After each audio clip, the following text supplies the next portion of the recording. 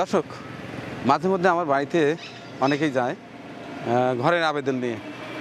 আসলে তদন্ত না করে তো আসলে ঘর দেওয়া সম্ভব না, যে কারণে আজকে বেরিয়েছি। কারণ জানেন এখন কৃষি নিয়ে অর্থাৎ গবাদি পশুর খামার নিয়ে খুব ব্যস্ত সময় পার করছি। এর মধ্যে আজকে বাইরে না গিয়ে আজকে বেরিয়েছি তদন্তে। তো এই গ্রামে অর্থাৎ এই মহল্লার এক মহিলা বেশ কয়েকবার গেছে আমার বাড়িতে, গিয়ে কান্নাকাটি করেছে। এখন তার অবস্থানটা দেখব, তারপর সিদ্ধান্ত নেব আপনাদের পরামর্শ অনুযায়ী। আফরোজা, হাবু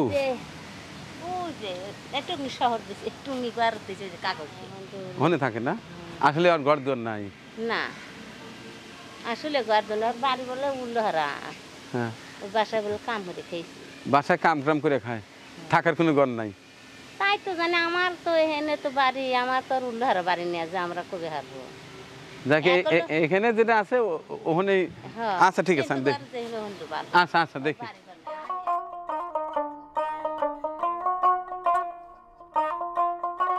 এখনো অনেকেই আছে যাদের আসলে থাকার ঘর নাই, মানবতার জীবনযাপন করে। অনেকেই যায়, অনেকের থেকেও যায়, অনেকের আসলেই না থাকার জন্য যায়, কান্নাকাটি করে, যে কারণে সরাসরি গিয়ে আগে দেখতে হয়, নাহলে ভুল হতে পারে।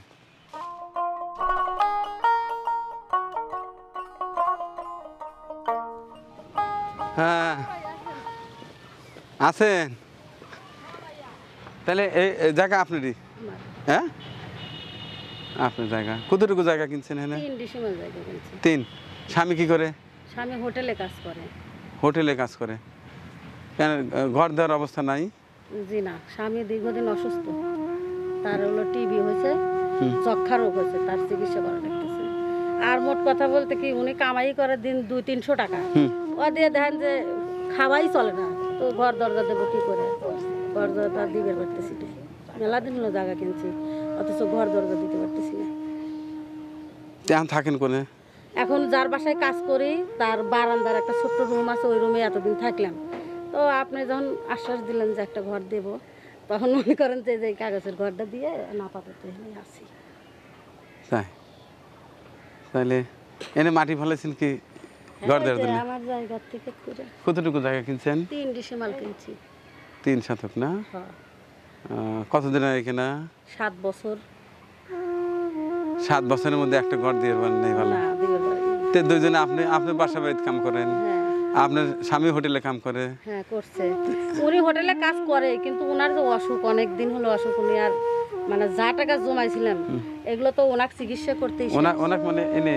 হ্যাঁ আসেন, এদিকে আসেন, দেখি কথা বলি। আপনার নাম কি? আপনার নাম ফরহাদ হোসেন। আর ছেলে মেয়ে কয়জন? 2টা ছেলে। 2 ছেলে, মেয়েটা নাকি 2 ছেলে। ছেলে কি করে? আমার ছেলে হলো যে ভাঙাচুরা হলো ইয়া করে, মানে যে বাড়ি থেকে যে মটকা টটকা হাবি জাবি দিয়ে ভাঙাচুরার কাজ করে। আচ্ছা। ও হলো বিয়ে করে ওর মতো ও চলে গেছে। আর ছোট ছেলেটা 8 পর্যন্ত পড়াশোনা করছে। পড়াশোনা করে এখন যে পাটেক্সের দোকানে কাজ শিখতে দিছি। আপনার নাম কি? আমার নাম আফরোজা। আফরোজা। হ্যাঁ। আপনার স্বামীর নাম? ফরহাদ। ফরহাদ না? হ্যাঁ। আচ্ছা ঠিক আছে, আমি দেখে গেলাম, দেখি কি করা যায়। ভাই বসেন। না ভাই বসবো না। এই যে এই পাশে আরেকজনও বলছিল, এখন ওইটা দেখি। দর্শক, এটা হচ্ছে আমাদের সিরাজগঞ্জ উল্লাপাড়ার ভদ্রখোল গ্রাম। তো এলাকায় বেশ কয়েকজন আছে এরকম, ঘর দেওয়ার পয়সা নেই, অনেক কষ্টে আছে। আমি আজকে মূলত দেখতে আসছি, এরপরে আপনাদের মতামত নিয়ে দেখি কি করা যায়। আরেকটি দেখব, এর পাশে আরেকটি বাড়ি আছে, ঠিক একই অবস্থা।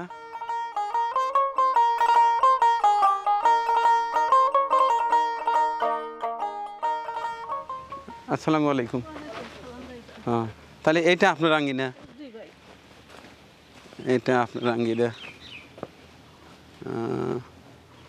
আপনারা তো ঠিক একই অবস্থা।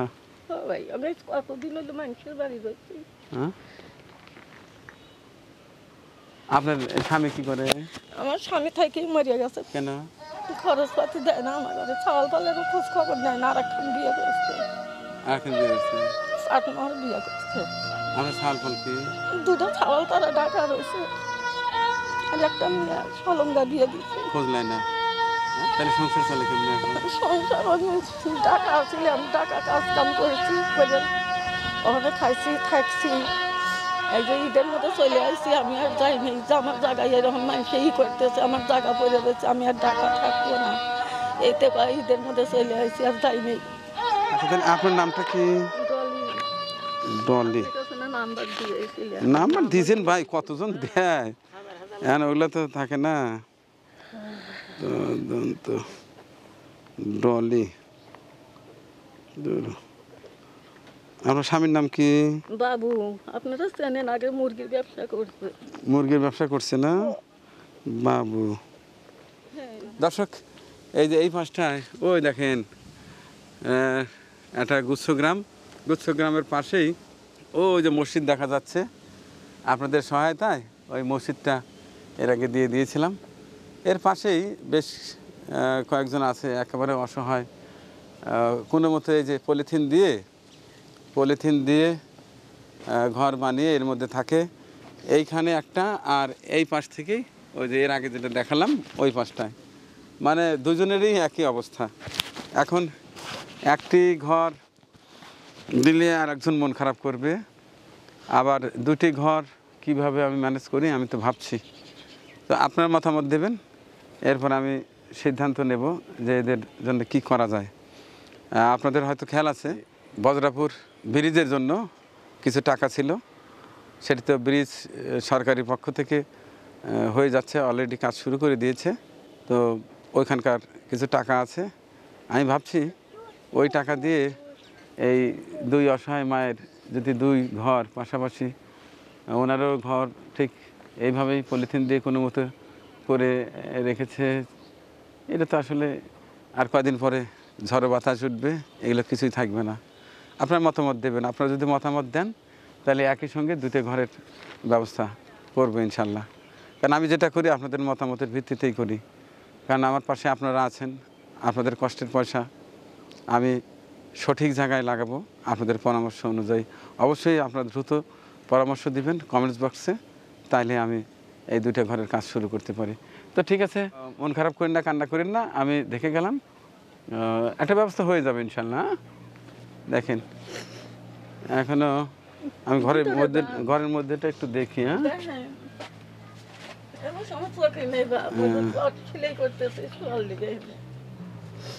না এর মধ্যে তো আসলে বসবাস করাটা খুবই মুশকিল। আমি বেটা খুবই অসহায় বুঝছেন, এই জন্য আপনার কাছে আমি ঘন যাই। মাঝে মধ্যে আমাদের বাড়িতে যেতেন, কিন্তু আসলে দিতে পারতাম না, মন খারাপ হতো। অনেক সময় বাড়ি থেকে বলতাম যে আপনি চলে যান, মন খারাপ করে কাঁদতে কাঁদতে চলে আসতো। এই মানবিক কাজগুলো করতে আসলে অনেক কিছু সহ্য করতে হয়।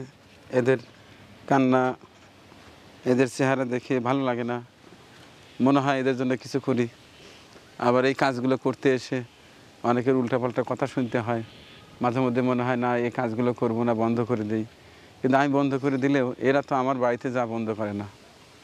যাক, আপনাদের মতামতের অপেক্ষায় রইলাম, দ্রুতই মতামত জানাবেন এবং আমি ঘরের কাজ শুরু করে দেবো ইনশাল্লাহ। আপনাদের মতামতের অপেক্ষায় রইলাম। ভালো থাকবেন সবাই, আল্লাহ হাফেজ।